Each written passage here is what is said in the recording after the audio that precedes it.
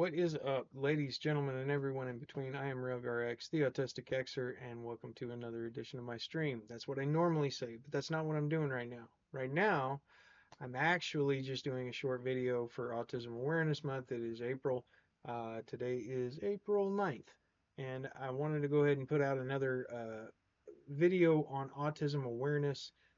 This one kind of on something that, man, it's a rough one for me. I've talked about it in my stream before. I don't think I still have a recording of that particular stream, but essentially, I want to talk about meltdowns.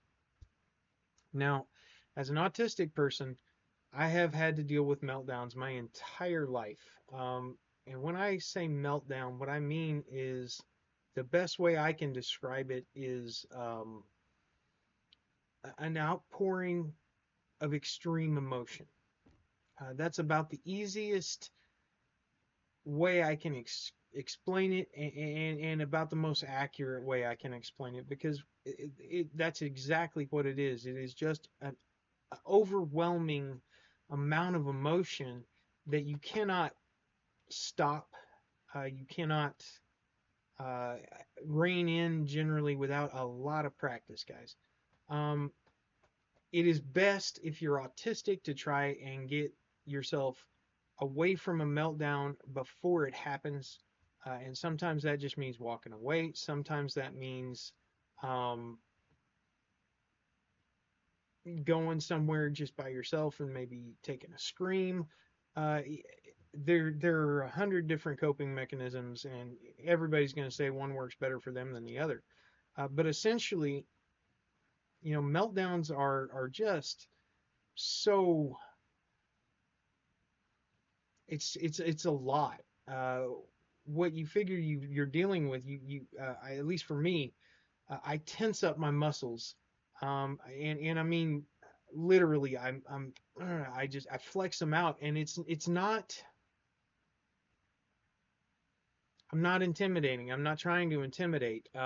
What it comes down to is uh, that flexing. There's something about it. It's almost like compression. Uh, because like if I'm really tense, I can put on like a compression top, and it's form fitting, it's a little bit tighter, and that can help to calm me down. But the same kind of effect happens, uh, kind of, when I flex my muscles during a meltdown, except it won't pull me out of a meltdown. It doesn't calm me down. I'm trying to get control, but it's hard to explain. It's like well, that's the only way I can explain the flexing of my muscles. It's like compression. It does similar things as the compression. It helps to ease me. And honestly, during a meltdown, the little bit that I do ease with that, flexing of my muscles, um, it's nominal, because it is, like I said, just such an outpouring of emotion. Um, Cheers, by the way.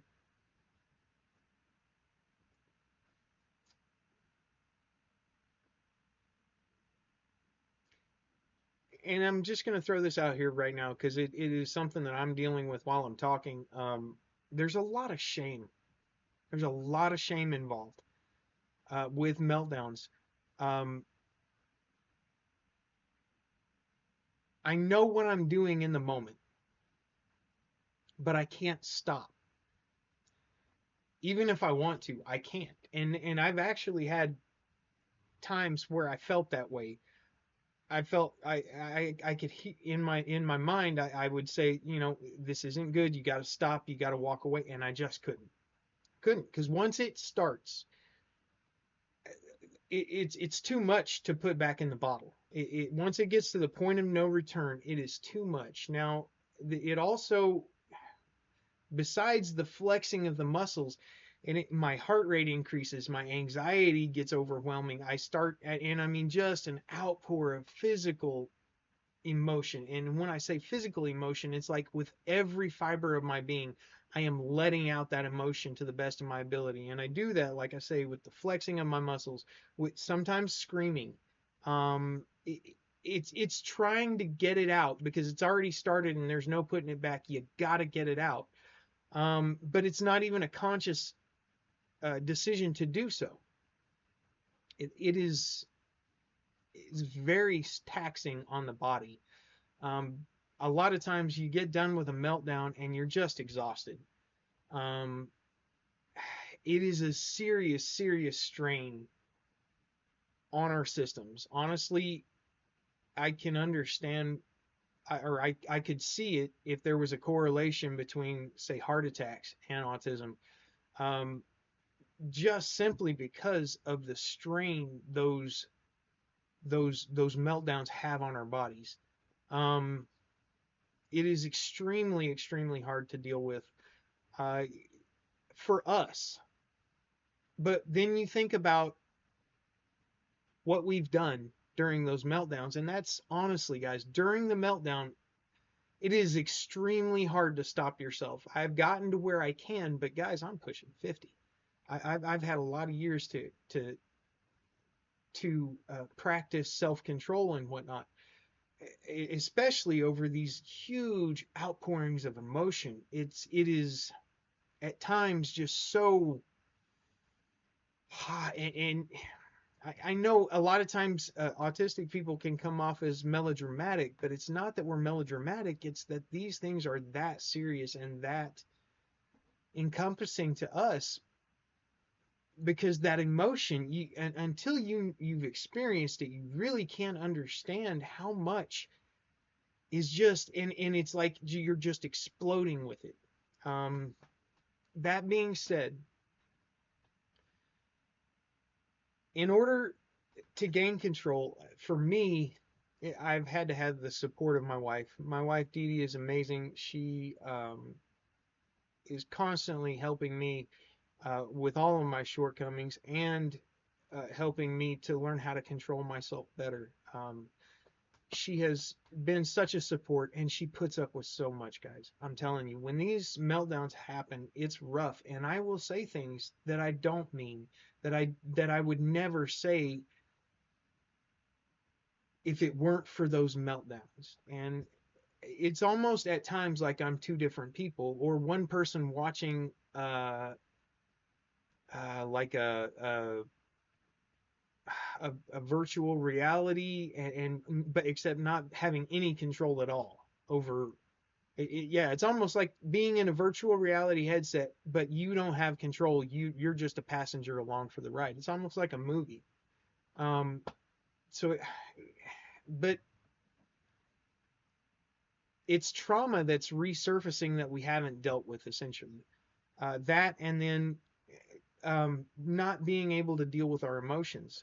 So as an autistic person who's dealt a lot with that through my life, I have to say the best thing that you can do is practice self-awareness. Um, and self-awareness is not easy for neurodiverse people at all. We do better to be distracted 90% of the time, but that's not healthy for us as adults. And we've got to learn to get past that, but it takes practice. It just takes practice, and it takes a lot of forgiveness of yourself. You have to forgive yourself for your shortcomings. The more understanding you can be with yourself, and the more understanding your support system can be with you, the easier it is to transition. But it's still, I mean, absolutely difficult. Yeah. That being said, though, ways to cope and manage when you feel yourself starting to get agitated. And again, it takes that self-awareness of understanding what's happening before it's too far gone. When you start to feel that agitation, if you have to, walk away, no matter what the situation is. Your mental health is more important than anything else. Because if you're not mentally stable, you're no good to anybody. So your mental health is more important. If you feel yourself going into, you know, a meltdown, walk away if you have to. You know, it is one of those things that sometimes we have to do. But anyway, find your coping mechanism, and it can be anything. It just matters what works for you. So anyway, a quick or a quick little bit of awareness and a bit of an idea of where to go when you're trying to overcome it. Again, self-awareness. It's the most important thing you can do, and it's just being present in the moment, and experiencing everything in the moment.